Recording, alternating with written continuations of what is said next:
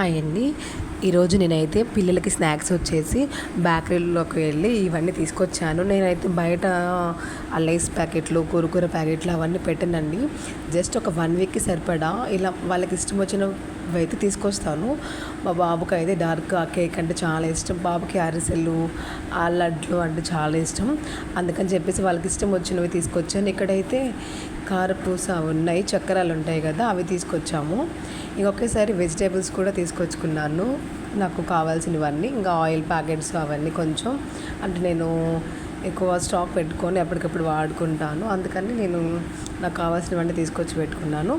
ఇలా అయితే సమోసా అయితే ఇలా పెద్ద సమోసా తీసుకొచ్చాను, బాగుంటాయి అని చెప్పేసి నాకు చాలా ఇష్టం అవి, అందుకే అవి తీసుకొచ్చాను. నేనైతే ముందే ఇడ్లీ పిండి అయితే ఇలా వేసి పెట్టుకున్నాను. చూడండి ఎంత బాగా పులిసిందో. నిన్న మధ్యాహ్నం టైంలో మినపగుండ్లు అవి నానబెట్టేశాను. తర్వాత కొంచెం రవ్వ అయితే తీసుకుని ఆ రవ్వ కూడా నానబెట్టేశాను. ఇంకా మొత్తం మిక్సీ పట్టేసి నైట్ అంతా ఇలా ఉంచేసాను. చూడండి ఎంత బాగా పులిసిందో. వీటిని వేడిగా ఇడ్లీ చేసేసుకొని దాంట్లో చట్నీ కూడా అవసరం లేదు, జస్ట్ కొంచెం నల్ల కారం ఉండింది కదా, అది వేసుకొని తిన్నా కూడా చాలా బాగుంటుంది. మా బాబు అయితే పాపం అడిగాడు నైటు, నేను ఇప్పుడే ఇడ్లీ తింటాను, నాకు కారం కావాలి అని. కానీ అప్పుడే పిండి వేస్తే బాగోదు కదా, పులవలేదు కాబట్టి రేపు మార్నింగ్ వేస్తానులమ్మ అని చెప్పాను. ఇప్పుడైతే వాడికి వేసి పెట్టాలి. చట్నీ కూడా వద్దు అన్నాడు, కారం చాలు అన్నాడు. అందుకే నాకు సరిపడా పిండి అయితే నేను ఈరోజు టిఫిన్ వేయడానికి తీసుకుంటున్నాను.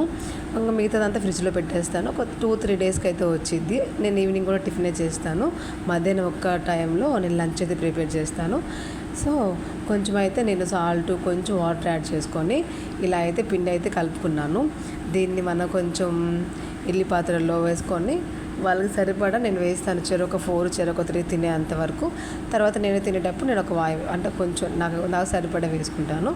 అందుకని చెప్పేసి ఇక్కడైతే నేను మొత్తం మంచిగా పిండి అయితే కలిపి పెట్టుకున్నాను ఫస్టే.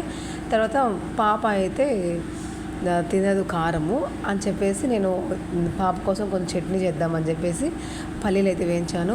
నేను ఓన్లీ పల్లీలు, కొంచెం కొబ్బరి, 2 పచ్చిమిర్చి యాడ్ చేసుకుంటాం, మళ్ళీ ఎక్కువ మంట వచ్చిద్దని. కావాలంటే కొంచెం కారం యాడ్ చేస్తాను, కొంచెం టేస్ట్ బాగుండిద్ది, కొంచెం రెడ్ కలర్లో వస్తే బాగుండిద్దని. అందులో కొంచెం సాల్ట్ అయితే వేస్తున్నాను. సాల్ట్ అయితే వేసేసుకొని మిక్సీ అయితే పట్టేస్తాను. ఇక్కడ బాదం పప్పు నానబెట్టాను నైట్. మా పిల్లలు అసలు తినట్లేదు ఇంట్లో, అందుకని అయితే స్కూల్లో పెట్టి పంపిస్తాను. స్కూల్లో అయితే భయంతో తింటారు మిస్ అరిచిద్దని. సో అందుకే నేనైతే స్కూల్లో అయితే నార్మల్గా బాక్స్లో పెట్టి పంపిస్తాను. ఇంకా మొత్తం కంప్లీట్ చేస్తారు, మొత్తం తినేస్తారు. ఇంట్లో అయితే అస్సలు బలవంతం పెట్టాలి, తినండి తినండి తినండి అని, అస్సలు తినట్లేదు. సో అందుకని ఇలా చేస్తున్నాను.